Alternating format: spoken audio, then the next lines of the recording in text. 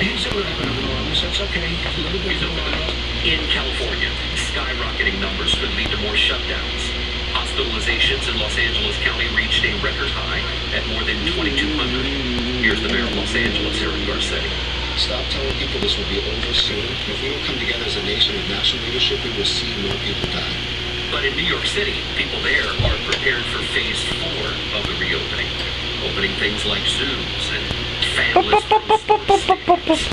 The city's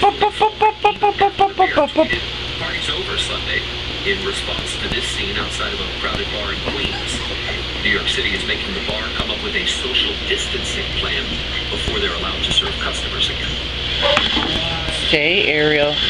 Back here in Florida, what a No, Ariel. John Place has to tell. This is a video he recorded from his hospital room after waking up from being on a ventilator for nearly 20 days. Wow. John, his wife Michelle, and their 4 kids all tested positive. This is what John wants you to know. Sorry,